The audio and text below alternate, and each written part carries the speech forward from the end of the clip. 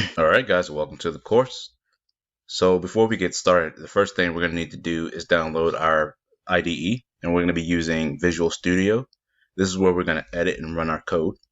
So come to your favorite search engine. I'm here at Google, and you're just going to type in Visual Studio. And the first thing that come up should be visualstudio.microsoft.com. And you can actually just type that in the browser if you want to, but let's go ahead and click it. And if you scroll down a bit, you have three options.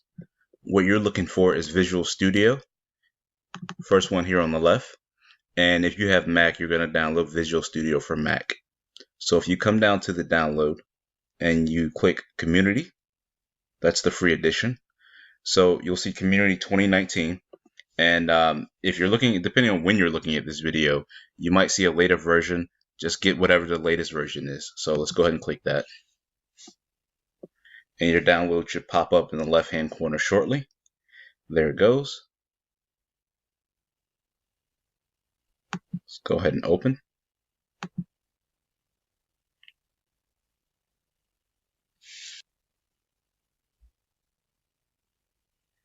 Click Continue.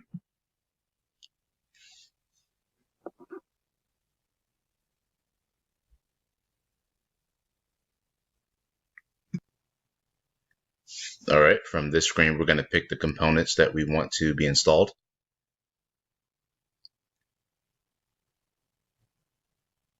The first one is the .NET desktop. We're going to also use the data storage and processing. And from here, we're just going to click Install.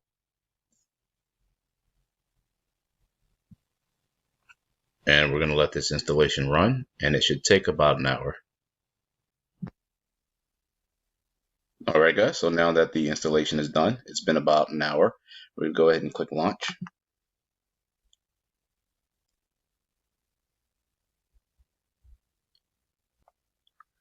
So here we just got to sign into Visual Studios, and if you don't have a Microsoft or Visual Studio account, just go ahead and create one, or you can just come down to Not Now, Maybe Later.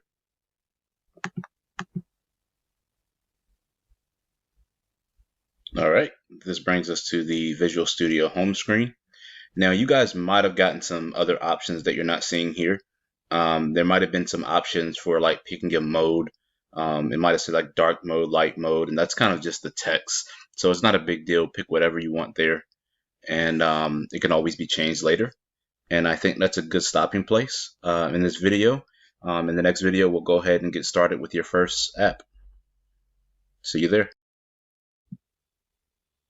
All right, welcome back. So in this lesson, I'm going to get you guys a little more familiar with the .NET platform, and we're going to write our first app. So let's go ahead and get started. So here we are at the home screen of Visual Studio 2019. So what we're going to do is go down to the Create Project at the bottom right-hand corner. And what we're looking for is Console App. So we're going to type in the search bar, Console.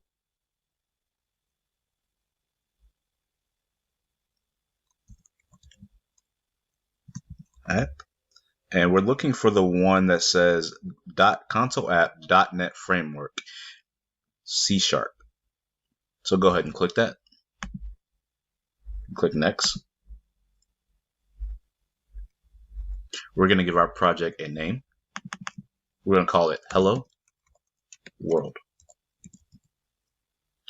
For the location, this is where all the files associated with the application are going to be stored. We're going to keep it at the default location. The solution name, we'll keep it the same. And for the framework, we just want the latest framework that's available, which is already pre-selected. So we're going to leave that the same. So we're going to go down to the bottom screen here, bottom right-hand corner. We're going to go ahead and hit Create.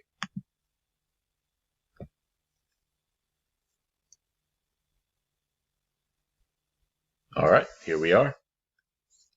So the first thing you'll notice is there's already some pre-written code or text on the console. It's about 16 lines.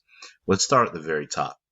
At the very top, you'll see There's a using keyword followed by more text. What these are naming spaces. Now, depending on your version of Visual Studios, you might not see all of the naming spaces, or you might have more, you might have less. Um, Again, it just depends on your version. As you can see, they're grayed out. That's because we're currently not using them. And they can be thought of as pre-written code, pre-written applications, or pre-written code that makes our coding easier. We can call on these naming spaces to utilize their functions. So don't worry too much about that. We're going to get really deep into the course, and we'll talk about naming spaces a lot throughout the course. So as you come down, you can see we have our own namespace, which is Hello World. And everything is basically contained into these two brackets. Below that, we have a class called Program. And class is going to be a concept that we're going to cover more as we move along. Inside this class, we have what's called a method, and it's your main method. Now, most programs are going to have some variation of a main method. And what a main method simply is as soon as a program is called, this is where the compiler looks first for its instructions. So that's where we're going to be writing our initial instructions, or our first program inside the main class. Oh, sorry, the main method inside the program class. So let's go ahead and get started. So first thing we're going to do, we're going to write console dot write line.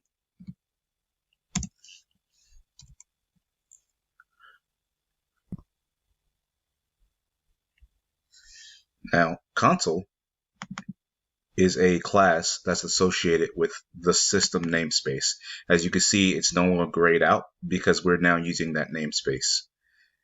Write line is a method.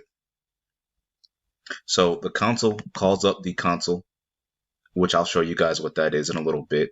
And write lines is a method to basically read whatever goes into these brackets. And inside these brackets, we're going to write hello world. And after every line of code in C#, you need to put a colon. And what we're going to do next, well, first we're going to fix this hello world. Now we can run our application. So we're going to come up here up top where it says start, and we're going to click start to see what we got. And as you can see, the console pops up and it disappears. That's because we need to tell the application to wait for a response from the user before you close out the application, because the only instructions here are to just, hey, show this on the console and then close the application. So the way we can do that, we can say console dot read line.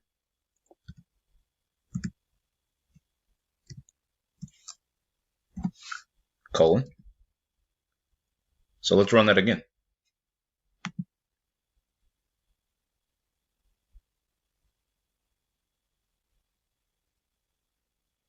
You see, hello world, and it stays there. And when you hit the enter key, it goes away.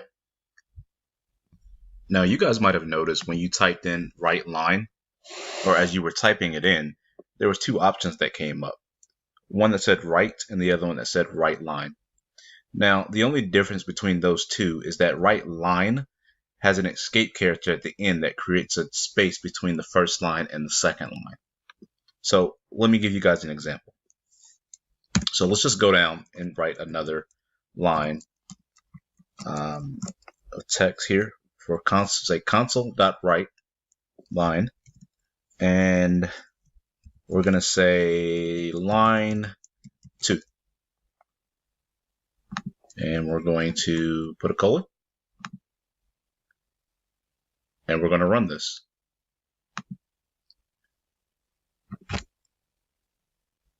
Pretty simple, right? Hello world. And then the second line we wrote is line 2. So what we're going to do, we're going to comment this out to show you the example of just show you the difference between right and right line.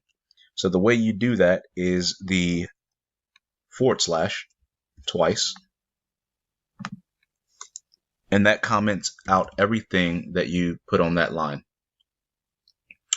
And you can see it's in green now, so the application won't recognize anything that's written there. So let's come down, type console.write instead of right line.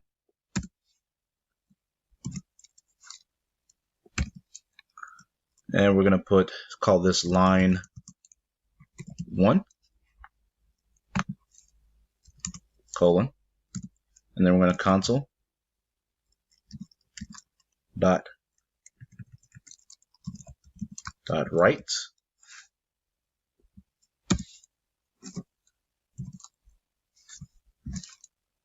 line 2, colon. And I'm going to show you guys what the difference is.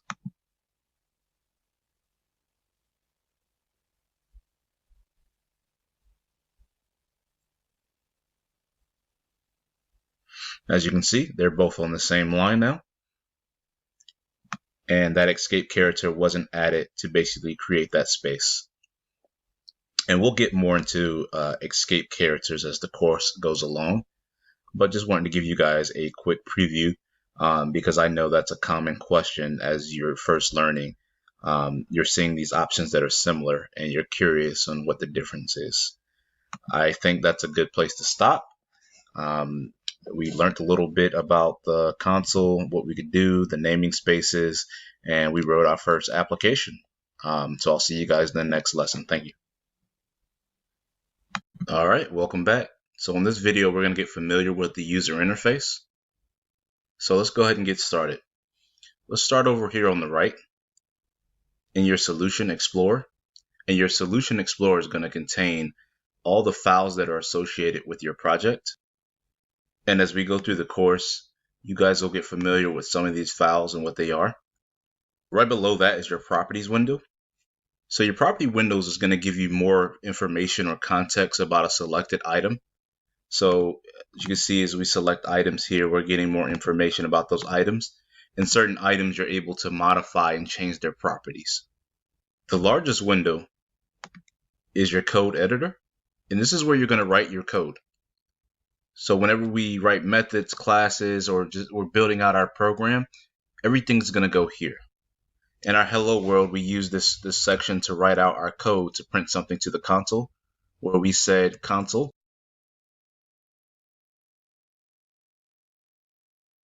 So we wrote our hello world and it printed to the console. So right below that is your output window. And this is going to contain any kind of debug or error messages that are associated with your code above. So for an example, if I got rid of the last little bit here, it tells me that a colon is expected on line 13. And you see the red mark here. It basically tells you where the error message is as well.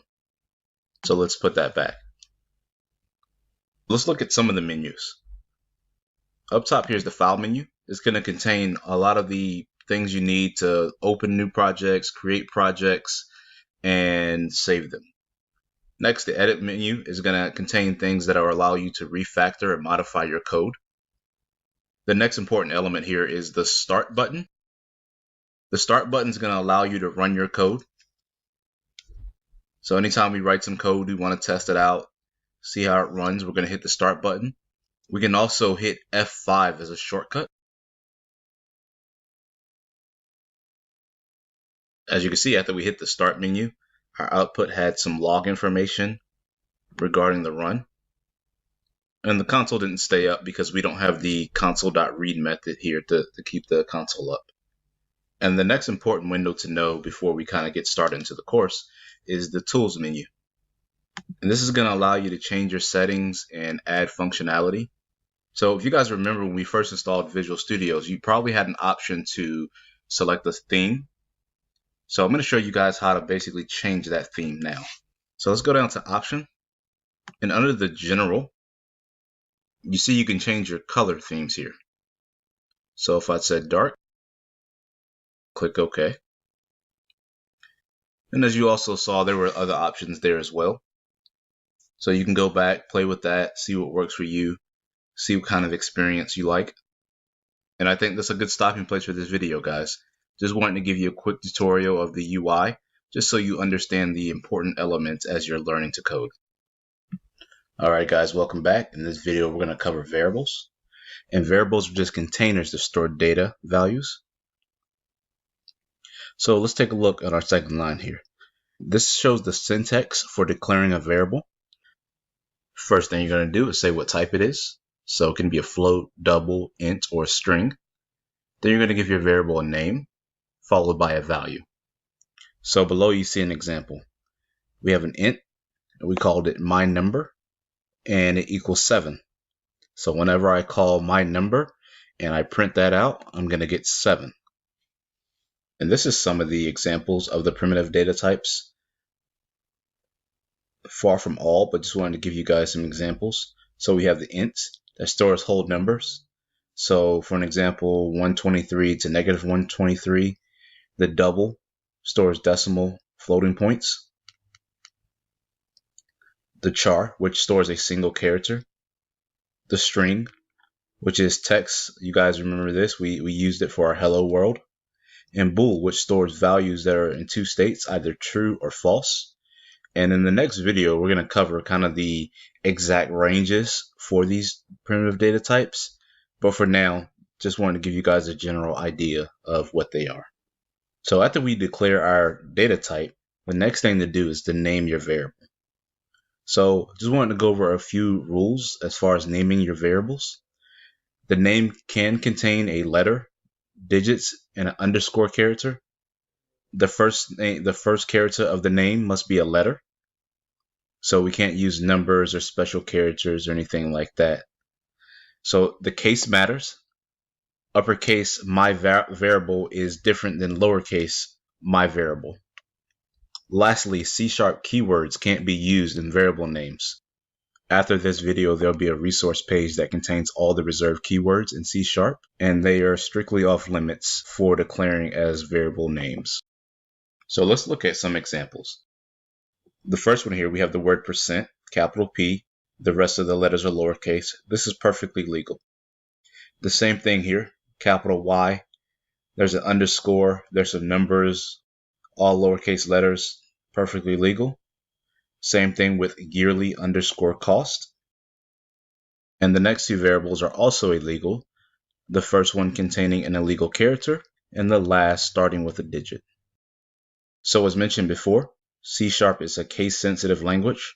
So % all lowercase, % all uppercase, and % with a capital P all lowercase are all considered different variables. It's common for C# programmers to only use lowercase letters when declaring variables, but there are different styles, which includes camel notation and Pascal notation. Now for some tips. You should always use variable names that are descriptive. So you want to shy away from x equals 5. What is x? Is x a day of the month? Is it a age? You always want it to where someone else is reading your code, they know exactly what your variables are. Whatever style you choose to use, it's important that you do it and stick to it. You just want to have consistency throughout your code. Lastly, try to avoid using all caps for variable names.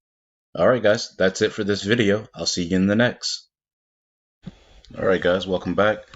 In this lesson, we're going to be going over primitive data types and variables in C#. So let's get started. Let's go ahead and create a new project.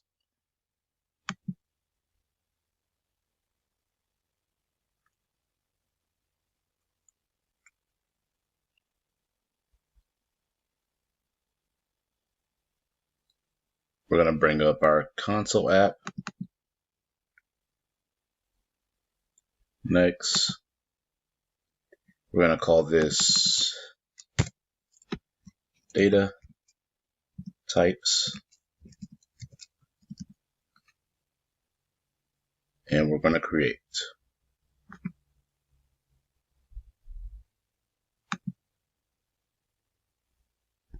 All right, so we're going to go ahead and create our first variable. We're going to say int age equals 20. So what we're doing here is we're taking the value 20, we're assigning it to a variable named called age. Now you might notice a green underline under age. All that means is that the value is created and assigned, but it's never used. So let's go ahead and print that to the console. So we're going to write console.writeLine and age, no parentheses.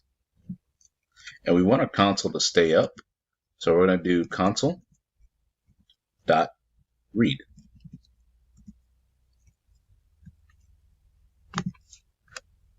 And we're going to go ahead and give that a run. And as you can see, our variable age is printed on the console, and it has the correct value that we assigned to it, 20. And there will be times when you need to reassign the value of a variable, and that can easily be done by just calling the variable and giving it its new value. So we can say age equals 30, and let's run that. And as expected, you can see age equals 30. The new value has been assigned. So pretty simple there. So far, we've only been dealing with one data type. We've been dealing with the int. But there are quite a few more in C#. For an example, we can do strings. String hello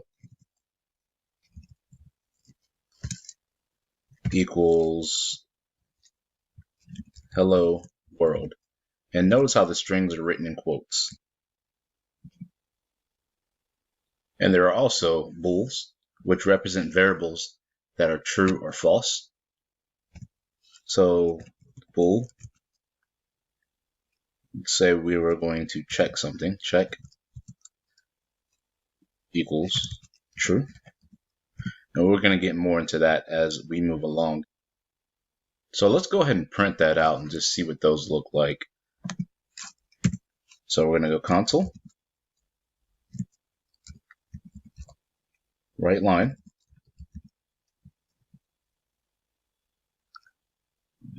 hello,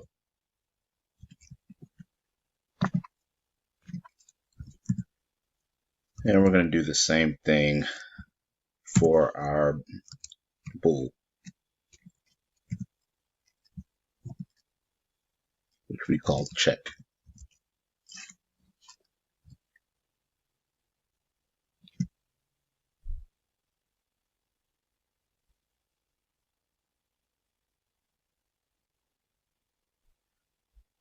So that's the printout we expected. Our variable age 30, our string hello world, and our bool, which is true. Exit out of there.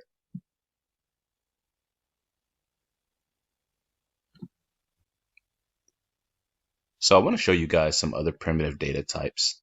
And as you can see, there's quite a few. We should be familiar with integer, as we were just using it for our age variable. An integer represents a value of -2 billion to roughly +2 billion.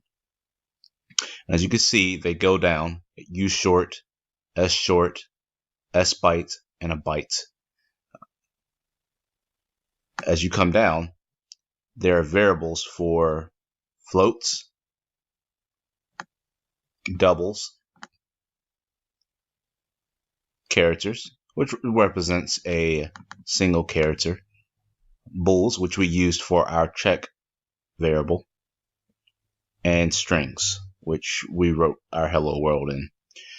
There's also primitive data types for dates and times, and we will be using that more and more as we get through the course. Now, you might ask yourself, how do I know which primitive data type to use for my variable?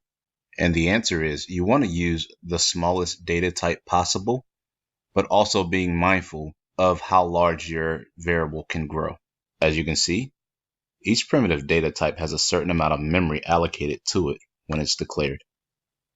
So a byte has 8 bits and an integer has 32. All right, I think that's a good stopping spot for us. I'm going to leave the link to this site in the description. I think a good thing for you guys to do is just kind of go through, learn about the different variable types, go back to Visual Studios, kind of play around with them, see what you get. And I'll see you in the next video. All right, guys, welcome back. So in this lesson, we're going to talk a little bit about the float and double primitive data types. So let's go ahead and get started. So in previous lessons, we've talked about the int data type. So for an example, you have int a equals 7. A lot of the other variable primitive data types are just a variation of the int. The short, the long, and the bytes are just ways of putting a whole number into a variable, but you pick the primitive data type based on the amount of space you want to allocate to that variable. But what if you don't have a whole number? Let's say you had int b equals 7.5. You see we get an error here. The compiler is warning us that if we did this, we're going to lose data. So how do we get variables that are decimals or not non-whole numbers? Well, we're going to have to use double, float, or decimal. So double b equals 7.5, and you see that works now. The other type, float c equals 1.5. Sorry. Another way of storing non-whole numbers. But you see we get an error here. That's because whenever you put a non-whole number, the compiler is going to assume that it's a double. And you need to put an F right behind a float to tell it that this is a float, not a double. Now you might be wondering, what's the difference between a float and a double? And the answer to that is the amount of space that's allocated to the primitive data type and the amount of precision. So for an example, a double is allocated 64 bits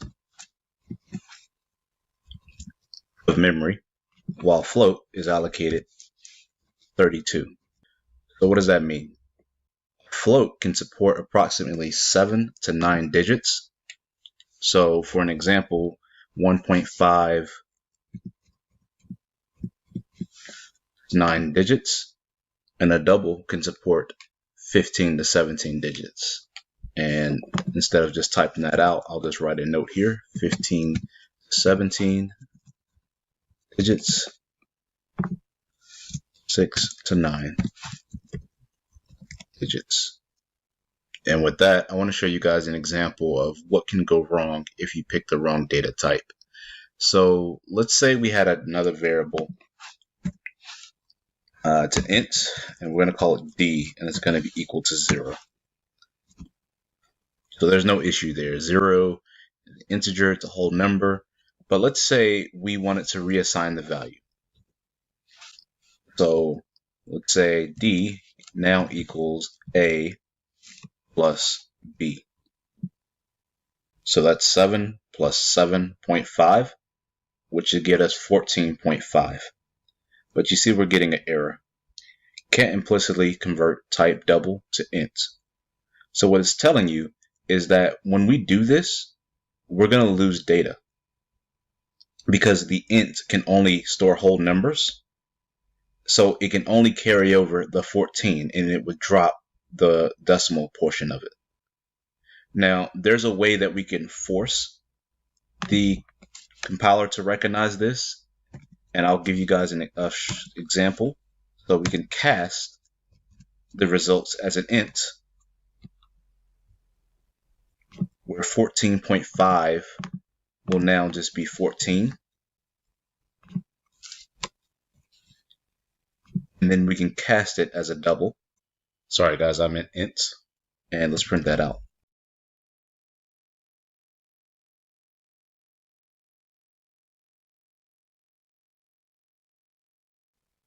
As you can see, D was casted as an integer and it dropped off the 0.5 at the end. And the last thing is a primitive data type for non-whole numbers that I talked about in the beginning that we haven't covered yet. And that is the decimal. So we could say decimal E equals 7.5. And a decimal, just like a double and float, is for non-whole numbers. The only difference is there's even more precision as it allocates 128 bits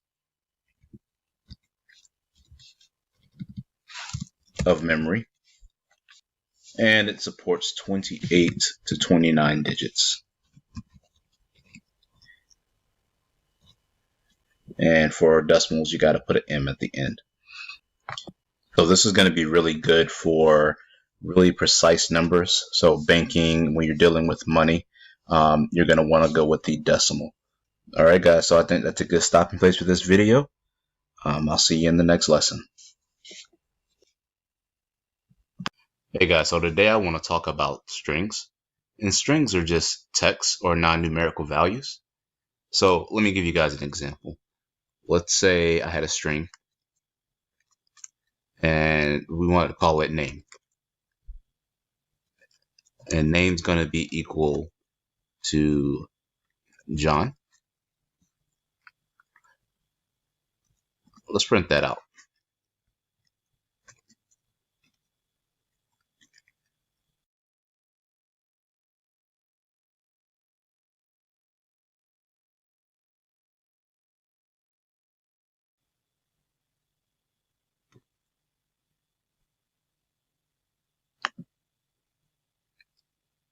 And as you can see, our string that we put into our variable comes out as John. So pretty simple there. So C# also allows us to add strings together with something called concatenation. So let's take a look at that. Let's go back to our write line, console write line here. And let's say my name is, and we're going to use the plus sign to add this text to our string that's already defined. So let's see what that'll look like.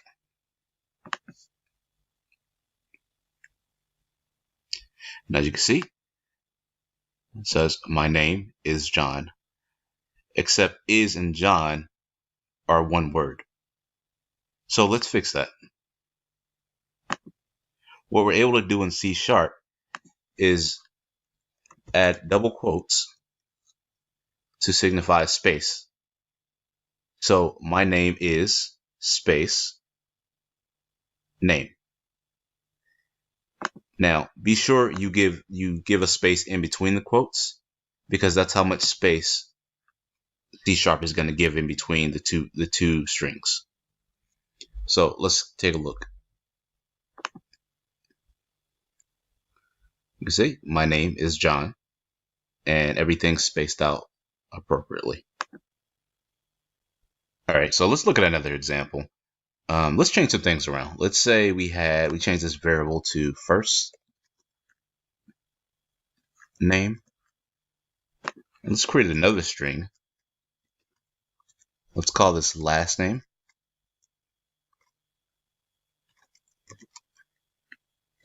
Let's say Doe. And then another string. Let's call it full name. And what we're going to do is we're going to make full name equal to first name plus last name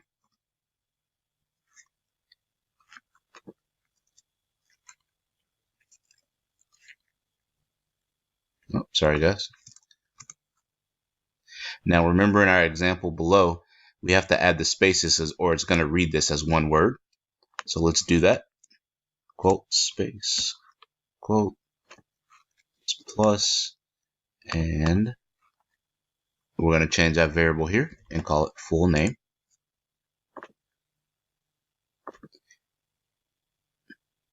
And now it displays the full name. My name is John Doe. So let's talk a little bit about the string class itself. So the string class is a part of the system naming space. And when you declared your string, you might have noticed that the namespace was no longer grayed out for system. So when you create a variable for string, you're creating an object of the string class. And that object has access to all the methods that are available through the string class. So let me show you guys an example. Let's take our first name. So first name, and as soon as you hit the dot, you get a lot of options that come up. So this first tab are the properties. So what you see here is length, and that tells you how many characters are in that variable. And the second tab over are your methods. These are ways that you can manipulate your string. So let's take a look at one. Let's say upper. So upper takes a string and makes all the characters in it uppercase. And what we can do is assign this to another string. So string upper equals first name to upper. So let's print that out.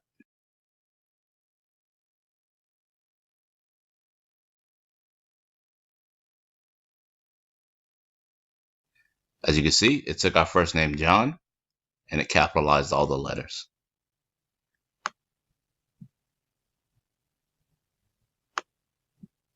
Let's take a look at one more. Let's do this with the last name. So last name, and there's one method that's called contains. And it returns a bool of whether or not that variable contains a given text. So we can say contains Doe.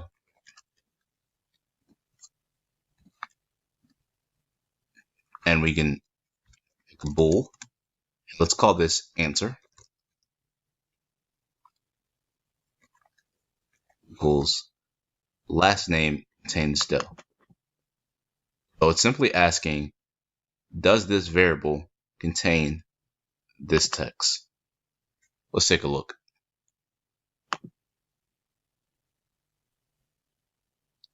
Oh, sorry, I forgot to add the printout. So let's do that.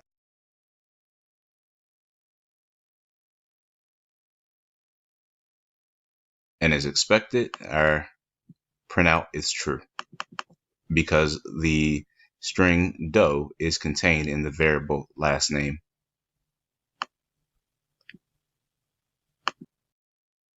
So next, why don't we do a challenge for you guys?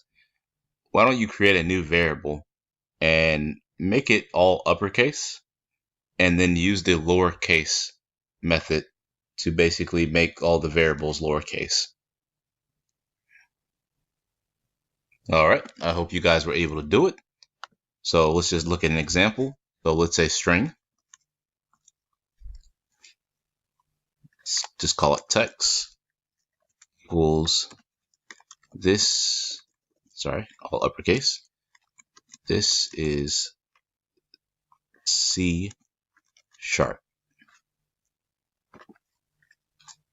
Then we're going to create another string. We're going to call this lower. It's going to be equal to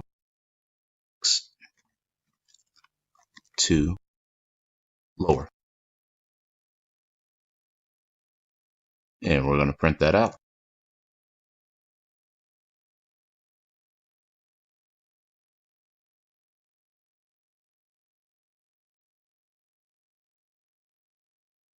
And as you can see, this is C#.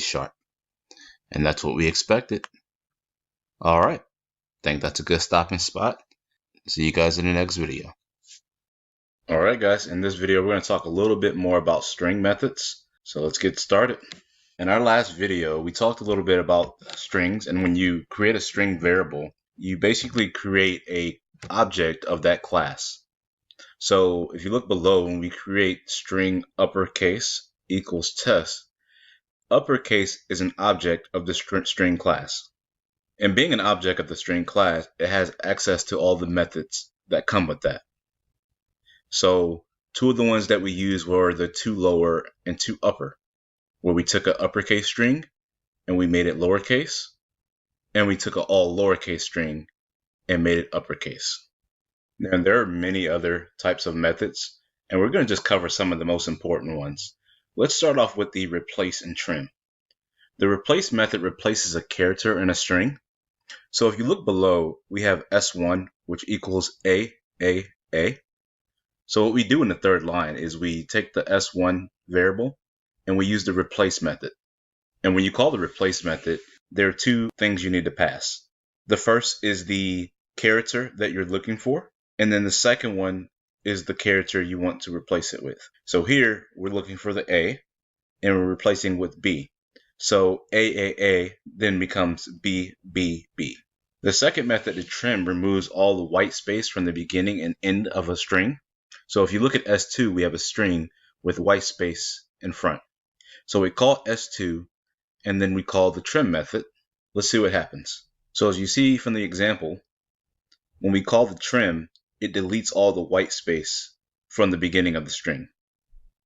Let's go over a few more. The split method splits a string based on a specific value. The remove deletes all the characters from the beginning to a specific index position.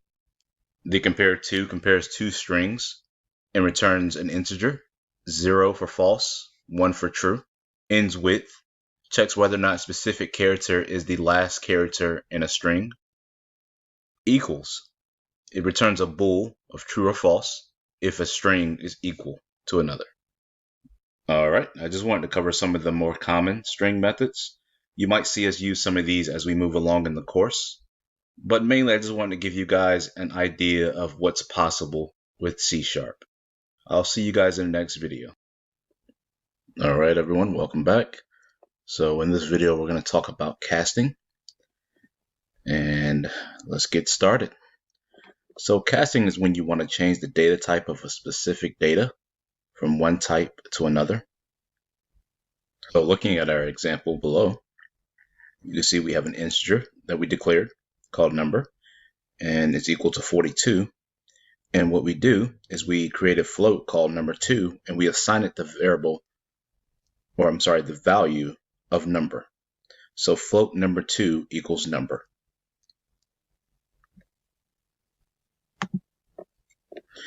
So there are two types of conversion. There's implicit and there's explicit conversions. Implicit conversions are the type of conversions that require no special syntax to convert the data. In these type of conversions, there's also no risk of data loss.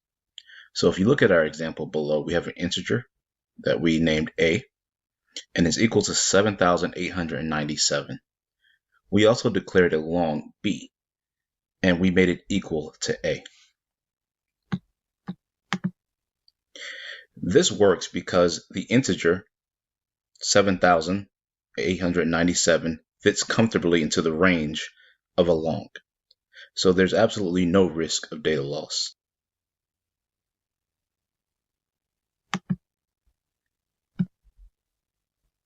On the other hand, explicit conversions require a casting expression to ensure that there is no data loss. As you guys can see by the image below, we have a float A that equals 1968.7, and we try to cast it into an integer B, but we get an error. This is because integer only supports whole numbers. So the compiler is telling us that everything after the decimal would be lost. If for some reason we didn't care about the data being lost, or we wanted to show this variable as an integer, we would use a casting expression. So as you see On the first line, we still have our same variable, the float. And on our second line, the integer b uses a casting expression to cast a as an integer. So instead of 1968.77, we only get the whole number part of it, 1968. So as I stated before, explicit casting is used when you know the data type will be a certain type later, or you don't care if the data is lost. So let's talk about the convert method. You can see we have a byte called number, and it equals 45. And on the next line, we cast that into an integer as int cast. And we've seen this before. This is an implicit conversion, as a byte fits comfortably into an int. On the third line, we have another integer as int convert, and we use the convert to method to basically do the same thing. We take the number, we put it into the method, and it converts the bytes into an integer, and we get the same results. Now, there's some important differences between the casting and the convert methods. When you use the casting method, especially with explicit casting, you're basically saying, I understand that there's going to be data loss, or there may be data loss, but I want to display this variable as this type. So let's look at an example. We have a double called real, and it equals 1.6, and we cast it into an integer in the next line. And when we cast that double into an integer, we're left with 1. Now, we do the same thing on the third line, but we use the convert to method. And notice the difference. We get 2. So instead of getting rid of or truncating everything after the decimal, the convert to method actually rounds the number up. So that's really something that you have to be mindful of when you're programming, the difference between those two ways of converting data types. Now let's talk about converting strings into integers. As you can see in this example here, we have two strings, number and number 2, and they equal 42 and 10 respectively. So when we try to add those results together, or those variables together into the variable results, we get 4210. Because these are strings, that's concatenation. We basically take the two strings and we put them together. But what if we needed real numbers, where we needed to perform some type of math operation or something like that? So what we want to do, if you come down to the fourth line, we use the convert to method to take number and number 2, and we convert those into integers. Number as int, and then number 2 as int. So then on the last line, as you see, we have results 2. Number plus number 2 now equals 52. Let's look at an example of doing the opposite. Now the same variables, but now they're integers, 42 and 10. On the next two lines, we take those two integers and we use the convert to string method to convert those two integers into strings. And then we add those two together to create the results, and the two strings concatenate into 4210.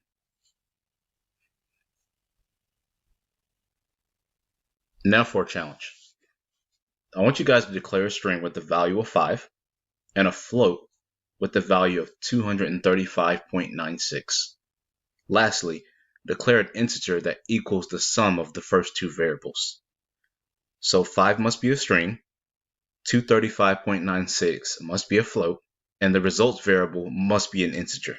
And of course, your program can have no errors. So go ahead and pause the video, give that a try, and I'll have the solution in the next video. Alright guys, welcome back. So before we get into the solution, I do want to say this. When we do the challenges and the solutions, a lot of times your solution may look a little different than my solution. And in programming, that's okay. There's different ways to approach the same problem. So if your solution doesn't look the same as what you see on my screen, it's a-okay as long as you got the correct results. So with that said, let's go ahead and get started. The first thing we need to do is create a string that's equal to 5.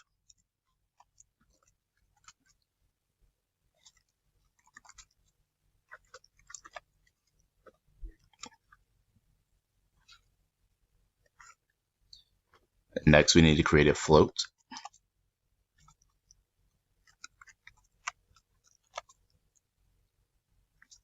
equal to 235.96. So as we learned in the previous video, we can't add these two numbers together. So let's take a look. So let's say we had results, which is an integer, and it equals the string value plus float value.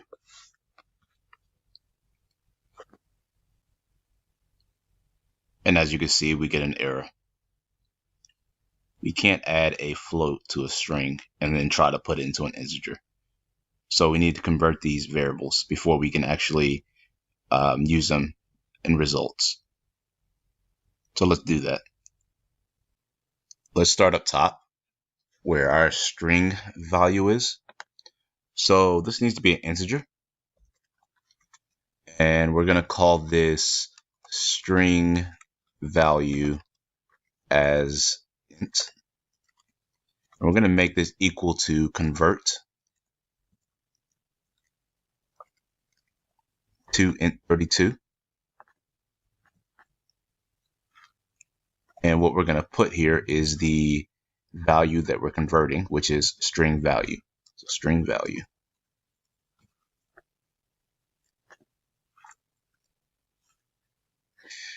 So we're taking the value, string value, which equals 5, and we're converting it into an integer, and we're storing it into an integer that we named string value as int.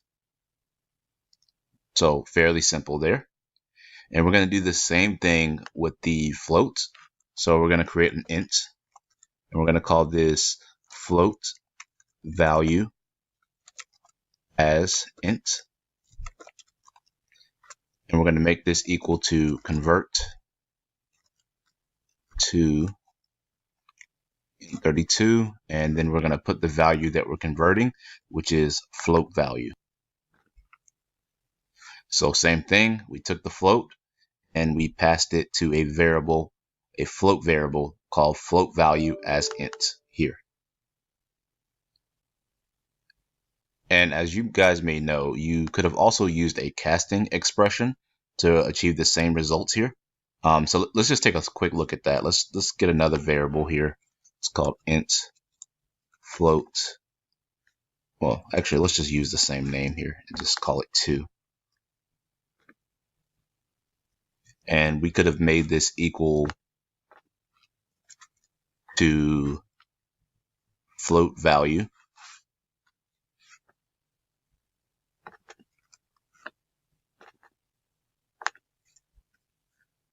And we could have just cast it as an int. And that would have given us 235. So it's the same thing we did above here. So there's two ways to do that. And you would have to change the name here. So there's two ways you could do that, but we only need one of these values, the variables. But there's one thing to remember. As we spoke about in the previous video, the convert to method rounds up to the nearest whole number, and the casting expression truncates everything after the decimal. So depending on the results you're trying to get, you would decide which one you'd want to do. But I didn't really specify that in the instructions, so you're not wrong either way. All right, guys, let's take a look at our last line, the results integer. So originally we had the string and the float that we tried to add together, and that didn't work. Only thing we need to do now is switch those two variables out with the converted variables. So string value needs to be string as int, and float value as int. Let's print that out.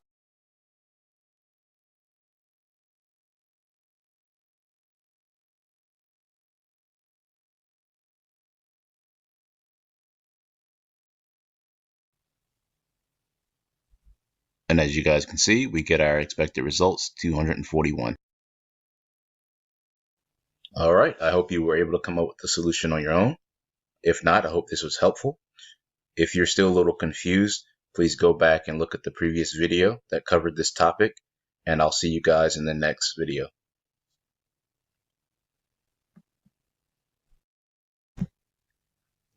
All right, welcome back. So in this video, we're going to talk about the console class. The console class represents the standard input and output and error streams for console applications. So we've seen this before. You can see the example below where we would write console.write and console.writeLine to print something to the console. And what we've also worked with is the reading streams, the read line, the read, and we haven't seen the read key yet, but these are all ways to read user input. So previously we've been using the read and read line to just keep the console up, to allow us to display what we're writing to the console without the application closing. But now we want to focus on using these methods to get some type of information from the user and then doing something with that information. Now, anytime you call one of these methods, the read key, or read line, this is what comes up, the blank console. And in previous videos, we would write something to the console with the console.write or the console.write line. But this is just going to be your standard console with nothing on it. And it's just waiting for the user to enter in some type of information. So let's talk about the read key method. So the read key returns one single character from the standard input stream or command line. So we've seen this before. When you're in an application, it says press Y to continue or select one, A, B, C. That's an example of that.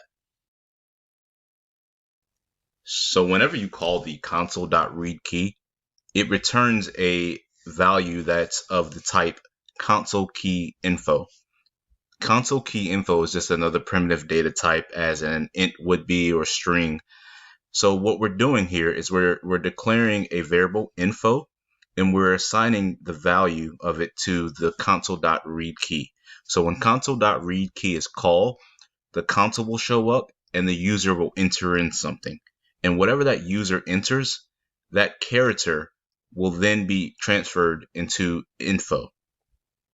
So if you look at the line below, we have a char A, and if you guys remember, the char represents a single character. And then what we're doing is we're taking that variable we created, info, and we're accessing the character that it was a part of the console key info. So we're going to access that character by going info dot key char. Or to make that simpler, guys, all we're doing is getting the key that the user has entered and putting that into the info variable. And one of the properties, or I'm sorry, the methods that the console key info has is a key char method that gives you the character of whatever that variable equals. So we've seen this before where we did the string class, and the string class has certain methods that allows you to manipulate that variable or change that variable or do things to that variable. So what key char does is it takes whatever character that was entered and it turns it into the data type char. Now let's talk about the read line method. So the read line method reads a single line from the standard input stream. And what's important here is that whatever is entered is returned as a string primitive data type. So that includes numbers as well.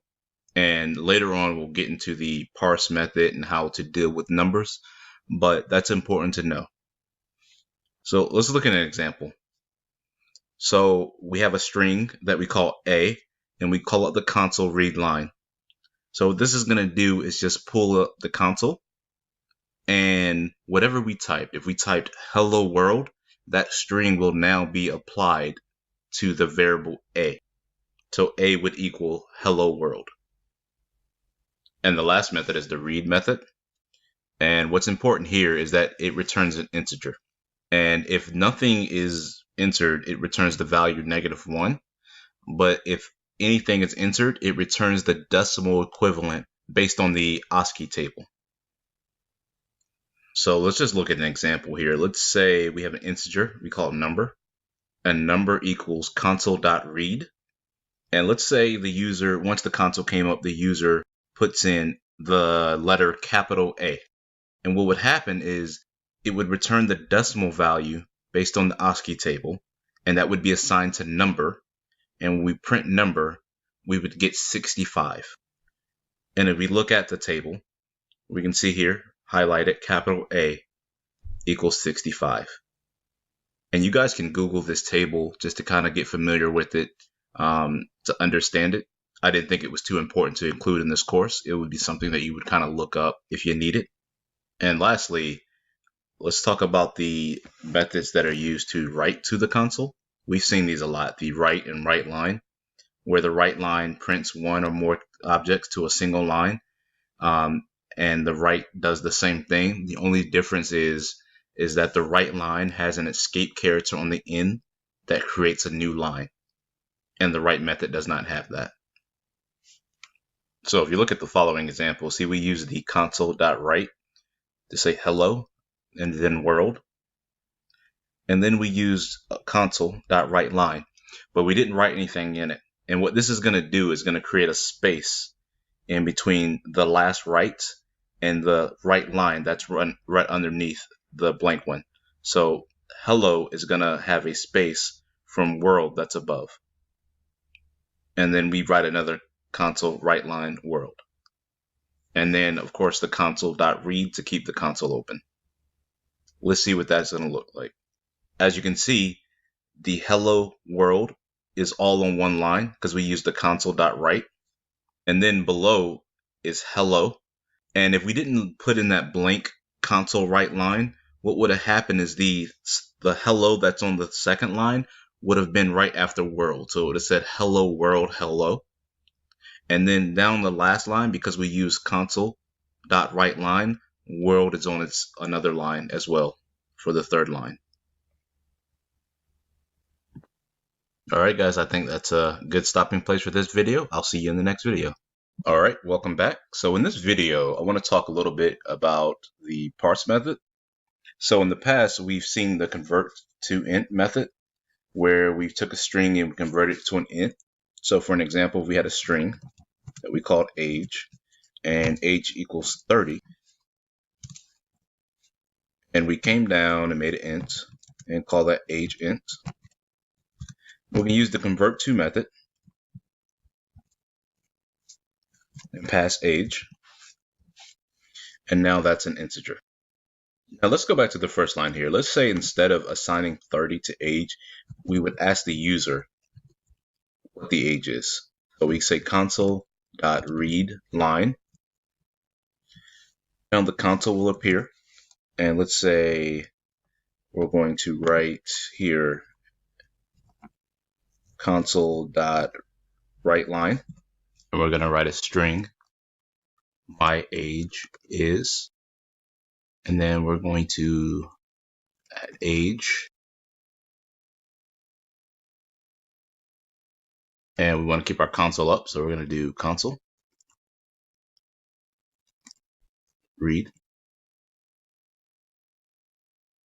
Now let's take a look. All right, so we're going to go ahead and enter our age. Let's say 30. And you see we get our expected results. My age is 30. So as you can see, the convert to works perfectly for that. But one thing about convert to, if the value is null, it won't throw an error. And sometimes in your program, you want to know if a value is null or not before you try to do some kind of operation on it and break your application. So for that, we're going to use the parse statement when dealing with user input. So let's just rewrite this here. We're going to say int age int equals 32.parse. And we're going to pass age.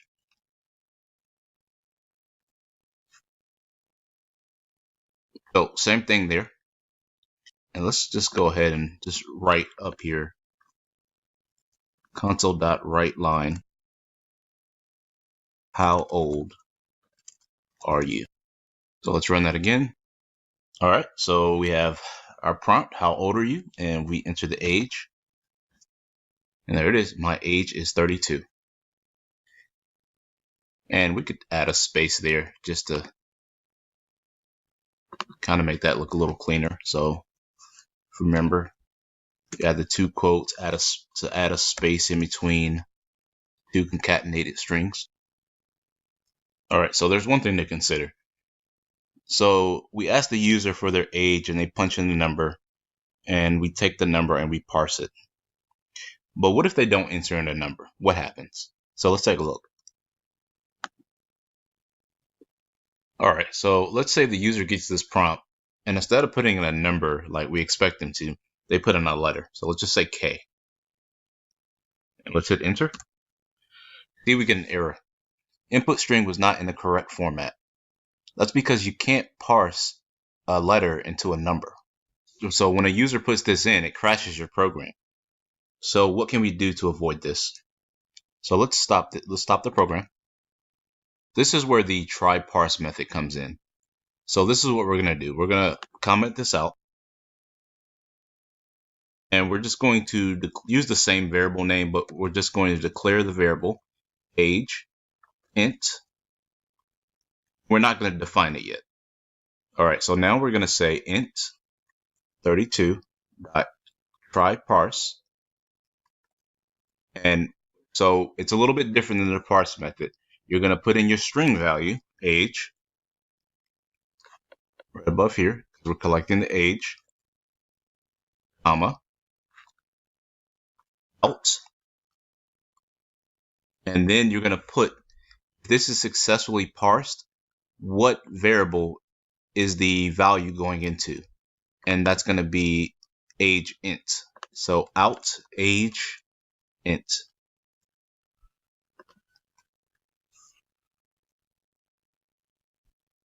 So what we're doing is we're trying to parse age, and if it works, we're taking that value and we're putting it into age int. Pretty simple there. So let's go ahead and run this and see what we get. Let's go ahead and put in the same thing. So the user says K instead of putting a number. So we get age is 0. And most importantly, it doesn't crash our program. And it's age 0 because whenever you declare an int without assigning a value, by default, it's 0. Now, as we get along in the course, you'll start to learn more about loops and if statements and just controlling the flow of a program, where if for some reason they put this in and age equals 0, we can keep asking them to enter age that is above 0. Now for a challenge. Why don't you guys create an application that asks the user for their name and then asks them for their age and then prints it out? All right, hope you guys were able to do that. So let's take a look. So first thing I want to do is just comment out all of the code here. We're not going to need it. You can do this really quickly just by going here to the right hand corner and clicking the comment out selected lines. So we did that. So let's go down here and create our variables. So we need a string name. We need a string age. And we need an int. Let's call this age int.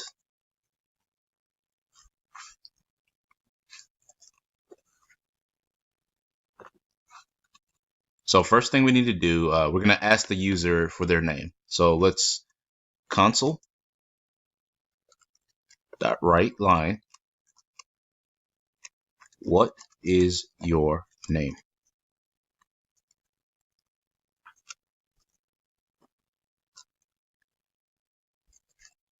And we need to capture that information.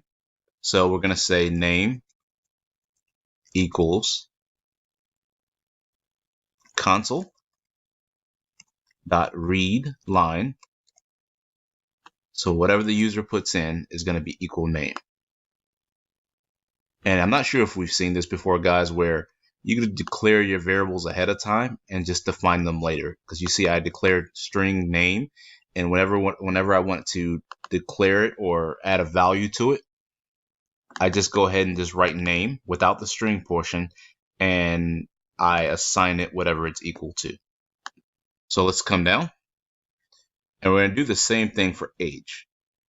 We're going to console.write, and we're going to say, how old are you? Now remember, the console.write returns a string, so our string age is going to be equal to console.read.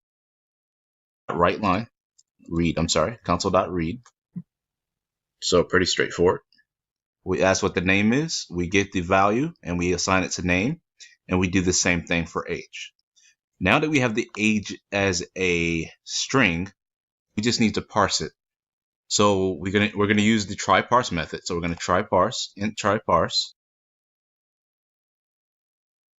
We're gonna put in our string, which is age, and comma out, and we're gonna send it out as age int.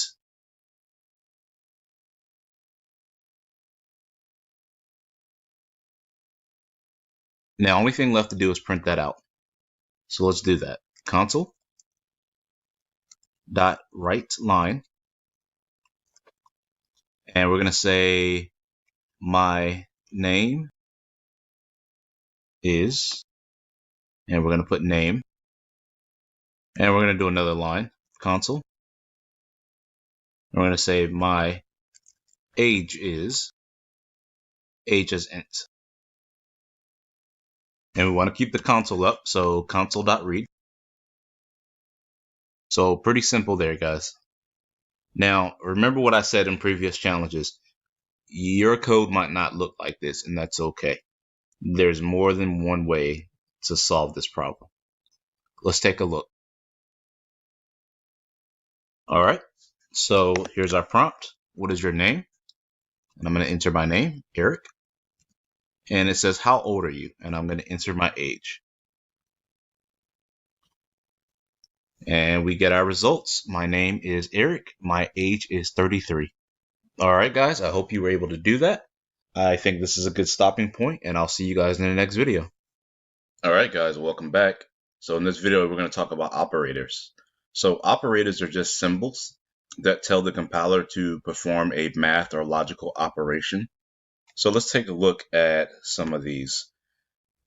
Let's start with arithmetic operators. The first one here, A plus B. Well, before we get into that, as you can see above, we declared two variables, A and B. A equals 10 and B equals 7.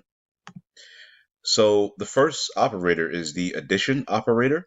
So adding the plus sign in between two variables, you're able to add them together. We've seen this a lot too when we were concatenating strings. So this is the addition or concatenation symbol. Next is the subtraction, A minus B, which would equal 3. Next is the division, A divided by B, so 10 divided by 7. Next is the modulus operator, which is represented by a percent symbol, so A percent B.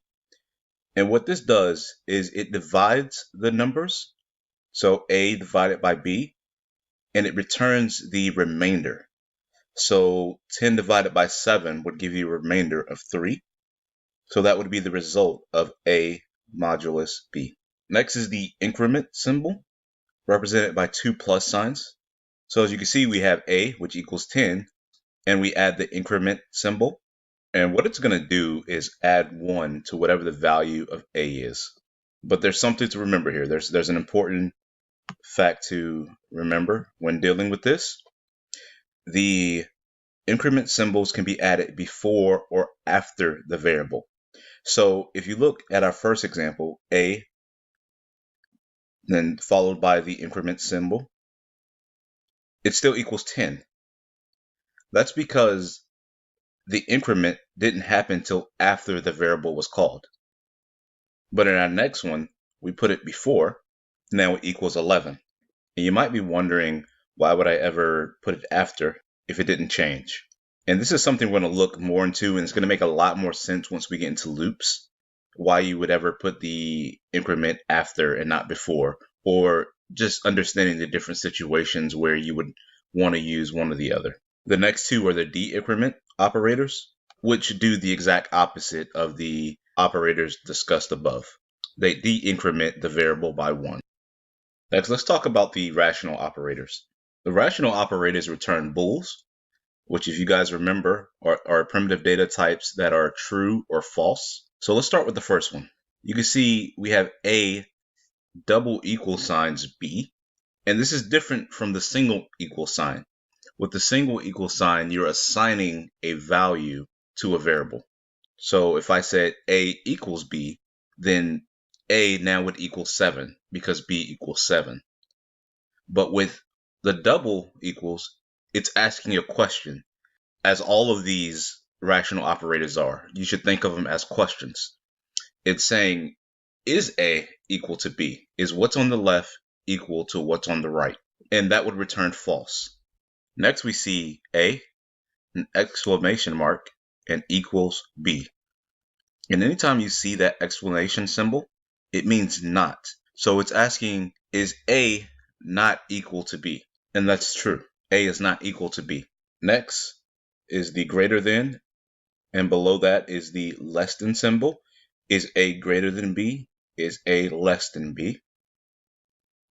And then, as you can see below that, the last two are the greater than or equal to, and the less than or equal to. Is A greater than or equal to B? Or is A less than or equal to B? And to kind of check your understanding, you guys can pause the video right quick before I kind of give the answers to what those would be. All right, hope you guys were able to figure that out. So the first one is A greater than B. That would be true, which would make the one below that false. A is not less than B. Is A greater than or equal to B? That's true. And is A less than or equal to B? False. Let's move on to the logical operators. So for the logical operators, we have the and symbol, the or symbol, and you can achieve this, the or symbol, the two lines here, by hitting the backslash while holding the shift button. So just hold shift, hit backslash twice. And then the not symbol, which we saw this before in the not equal, but I'm going to show you a different way of how to use that. Now, these symbols are going to come into use when we get into our sections about controlling the flow of a program, if statements, and the loops. But just as a preview, the way one of these statements would work, as you see below, I have an if statement. And don't worry about it. We're gonna have a whole section on if statements. But just for the sake of example, an if statement basically says, if something is true, then perform this line of code. So as you can see, that's what we have here. So we have if A equals B and B is greater than 20, then perform this line of code. So relatively simple. The and symbol checks both, and if they're true, it performs the code. The or statement checks both, but only one has to be true. Below that is how to use the not symbol. It basically reverses the logic of whatever you're dealing with. So is A less than B? The answer is false. But when you add the not operator, that reverses the logic. So now it becomes true. And we can just go ahead and run this, see what we get. All right, so as you can see, our results from our math operators. Then make note here of when we use the modulus operator, where it prints the remainder. So 10 divided by 7 has a remainder of 3. And then below that are the increments, and then the answers to the logical operators. All right, guys. So I think that's a good stopping place. See you in the next video. All right, guys. So in this video, we're going to talk about methods. And methods are just a group of statements that perform a task. So every program has a method. If you recall, every time we've opened a new application or you start a new file, you'll have a static void main method. This is the main method that every C# program has, that as soon as you run an application, the compiler looks for this main method and starts to run the code within it. What we're going to learn to do is create our own methods. This will allow us to save time by being able to call these methods to perform specific tasks, and it'll make our code a lot cleaner.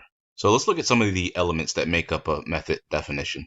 So one of the first things is the access modifier, the return type, the name of the method, and a parameter list. That's how you define a method. And we're going to go over each one of these and give examples. But once your method's been defined, you then write the body, the code that needs to be executed every time you call this method. So let's take a look at a few of these elements. The access modifier determines the visibility of a variable or method from another class. We're going to talk about that more as we get into the classes and object-oriented programming. But for now, all of our methods are going to be public. Next is the return type. Some of the methods you create will have to return values. And the return type is where you specify what type of information it is. Is it a string? Is it an int? Is it a double? So that's what a return type is. The method name. The method name is going to be your unique identifier. It's going to be case sensitive. And anytime you want to call on this method to perform a task, you're going to have to call it by that name. The parameter list. The parameter list is used to pass and receive information from a method. And I think this is one of the things that are better seen than explained. So we're going to have examples coming up. And the method body is going to be the instructions or the code needed to perform a task. So let's look at our first example, void methods. So as you can see, we have our main method. But below that, after the brackets, we declare our own method, public. And we have to use the static keyword because our main method is static. So public is our access modifier. And then our return type is void. We're not returning anything from this method. So we're going to say void. And we're going to give it a name. The name of our method is going to be say hi. And now that we've defined our method, the last thing we need to do is give the method the instructions that we want it to carry out every time we call it. So in this case, we're writing to the console hi from a method. Now to make a method work, only thing you have to do now is call it from the main method. So if you look above, we call say hi from the main method. So when the program executes, it sees the method call and it will print hi from a method to the console. So now let's look at methods that have return types. So let's first look at the method that we declared, say hi. And you can see now, instead of void, we have string. That's because we're going to return a string. And we've also made some changes to the body. We declared a string called hello. And hello equals hi from a method. Then we use the return keyword to return that variable. Now let's look at our main. In our main, we have a string called hello main. And hello main equals say hi. So when say hi is called, it declares the string, hello, defines it, hi from a method, then returns that defined variable to the main. So string hello main equals whatever is returned from the say hi method call, which is hi from a method. And in the next line, we use the console.write to print hello main to the console. Now let's look at methods that take on parameters. Let's look at the method we declared, add4. So it's a public static int, so it returns an int, and the name is add4. And it has a parameter. In the parameters, we define what type of variable it's going to take on. So we want to pass an int to this method. And for the parameter name, it can literally be anything. I mean, anything within reason that makes sense to what you're trying to do. So now let's look at the first line of the method. We declare int, and we call it value. And value is going to be equal to my number plus 4. My number is what you call the parameter in your parameter list. So when we get a parameter, we're going to call it my number, and we're going to add 4 to it. And we're going to assign it to the variable value. And we're going to take value and we're going to return it back to the main. So now let's look at the main. In the main, we declared int number 4. And in the next line, we declare an int new number.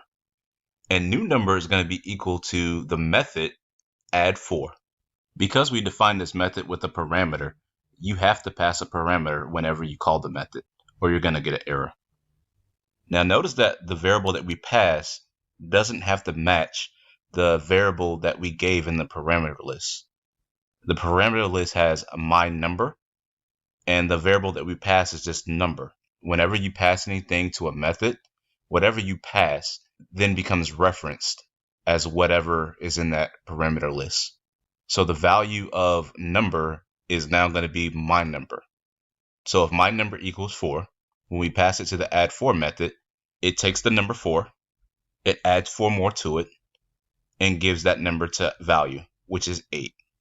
And then value is returned to the main method and assigned to new number.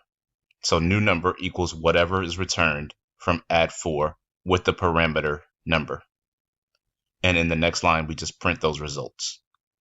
All right, so we're going to wrap that up. And the next few lessons, we're going to give some more examples of methods and just get a little more practice. That way we can really understand what a method is and why it's useful. All right, guys, welcome back. So in this video, we're going to talk about if statements. And if statements is a block of code that only runs under a certain condition. So let's look at an example. Let's say we had two numbers, right? So let's say int number 1, let's make it equal 5.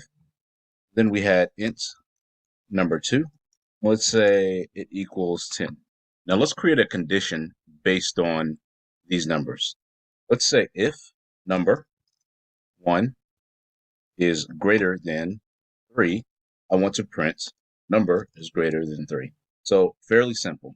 If the value stored in this variable is greater than 3, then execute this block of code.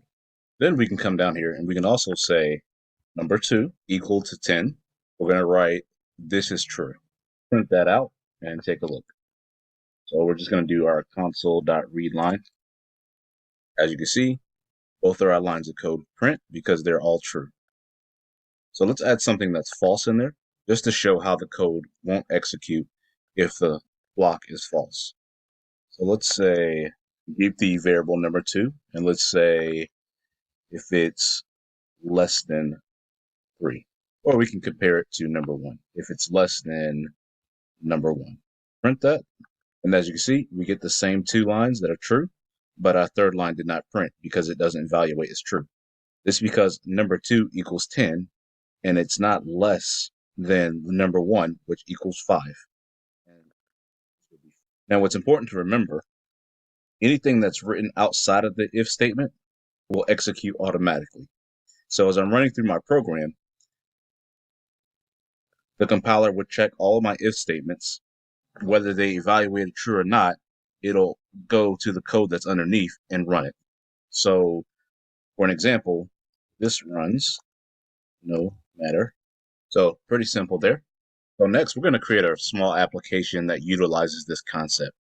So what we're going to do is comment out all the code here. And let's say we made a application that told a student whether or not their grade was passing or failing. So first thing we're going to need is a grade. So we're going to call it int. We're going to give grade a value of 80. And next, we're going to create a function. We're going to call it pass or fail, and it's going to accept an int. And we're going to create an if statement. We're going to say if grade greater than 70, we're going to say pass, or student pass. And we're going to put another if statement. If grade is less than 70, I'm going to say student did not pass.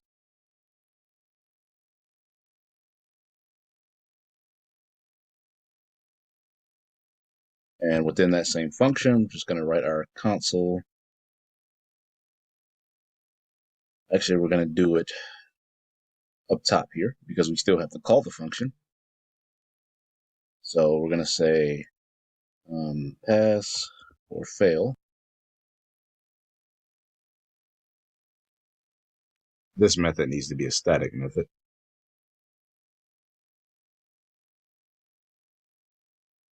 So let's run it.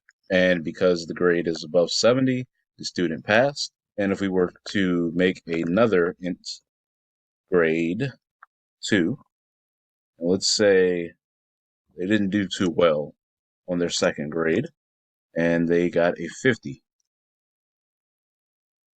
And we called as grade 2. Running that again, we have student passed, student did not pass. All right.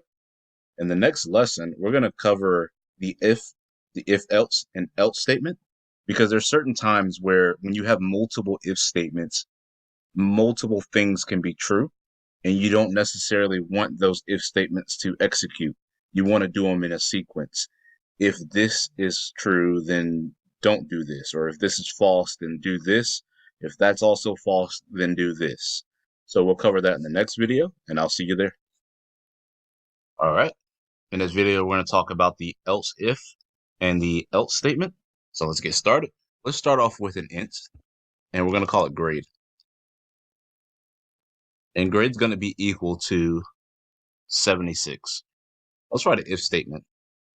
If grade greater than 75, we're going to print a message that says you pass. All right, just like we saw in our last video. And in this case, grade equals 76. So when it encounters this if statement, the code in between the brackets would be executed. Now, what happens if we want another condition where if it's not greater than 75, we want it to do something else? Now, the first reaction would probably be to just write another if statement. And that could work. But in certain situations, that second if statement could also evaluate as true. So for an example, if I had an if statement that said, I'll just copy this over and said, instead of greater than 75, let's say equal to 76. And I had a message that would print whenever it equals 76. The problem is that with this is that both statements would evaluate as true and the code would be ran for both. To avoid this, we use the else if and else statement to run things in a sequence. So let's go ahead and take a look at an example. We're going to modify our second if statement, and we're going to change that into a else if. So just else if, and we're going to say else if grade equals 75. We're going to print a message, and we're going to say study more. So to review that, if the grade is greater than 75, then we get the message you passed. Else, if the grade is equal to 75, we're going to get the message study more. Lastly, we're going to talk about the else statement. And the else statement is a block of code that executes only if the if and the else if statements above it evaluate as false. And you don't necessarily have to have the if or the else if. You could have an if and an else statement. Just want to clear that up. But let's go ahead and take a look at that. So we're going to say else. And we're just going to put our brackets. And the code that we want to run is we're going to just write you didn't pass. So there it is. We have our if, else if, and our else statement. If the grade is greater than 75, we're going to print you pass. If it's equal to 75, we're going to say study more because you almost failed. And if it's below, or I'm sorry, if none of those evaluate as true, we're just going to go ahead and print what's in the else block, which is by process of elimination, you didn't pass. Next, I want to show you guys an embedded if statement. So first thing we're going to do, we're going to comment this out. We don't need this. We're going to keep the int grade variable and comment out the rest. And then we're going to have a string. We're going to call it message. We're not going to assign it yet. We'll do that in the code. Create a little space. And what we're going to say is if grade is greater than 75, and we're going to have our block here. And what do we want to do if grade is greater than 75? We want to find out exactly what the number is and assign it a letter grade. So if grade is greater than 75, we're going to create another if statement within this if statement and say if grade greater than 93. And what we're going to do is we're going to take the variable message, and it's going to be equal to the letter grade A. And actually, instead of making this a string, we could have easily just have made this a char. Then we're going to say else if the grade is greater than 85. And we're going to use the and. So we're going to say and grade is less than 93. We're going to run the block of code here. And the reason we're getting this, we need to do single quotes. So else if the grade is greater than 85 and the grade is less than 93, meaning it falls in between the number 85 and 93, the message will be B. And we're going to do another else if. So then we're going to say else if grade is greater than 77 and the grade is less than 85, we're going to say message equals C. Lastly, we're going to come in with a else. And in the else statement, we're going to say, actually, we're just going to do a console.write.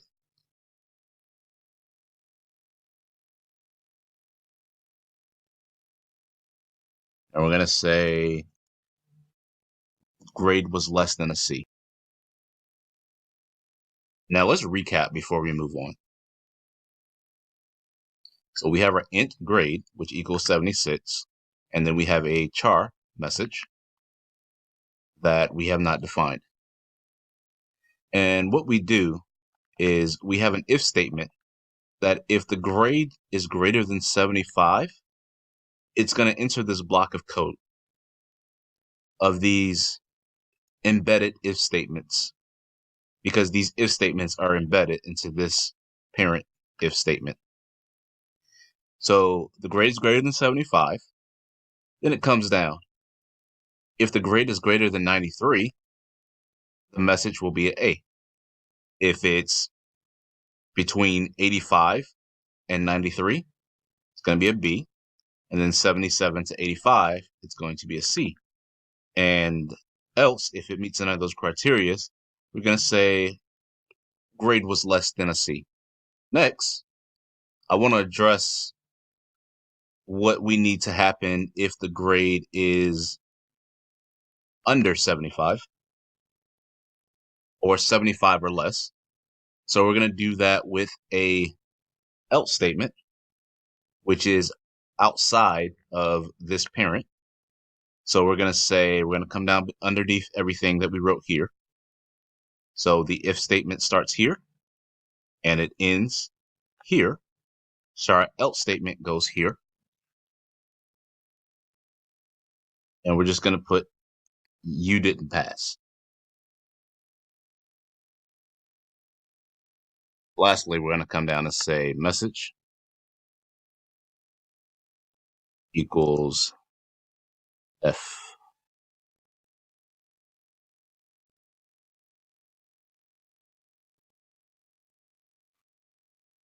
So one last recap, just to make sure you really got that. So if the grade is greater than 75, then we're going to enter these embedded if statements and go through them each. And whichever ones evaluate as true, you would assign message that grade or that character. But if the grade is not greater than 75, it skips that and comes down to the else statement, where it just writes, you didn't pass, and it assigns the message F. If we wanted to, we could have came in here, every block of code, we could have did a console.write line and wrote the message and said grade equals A, grade equals B. But I think you guys get the idea. Now, after this lesson, you might be thinking this is a really complicated way of doing things. And you're correct. In the next lesson, I'm going to show you guys the switch statement, and I'll show you how to handle this a lot cleaner. So this is going to be a good stopping place for us, and I'll see you guys in the next video.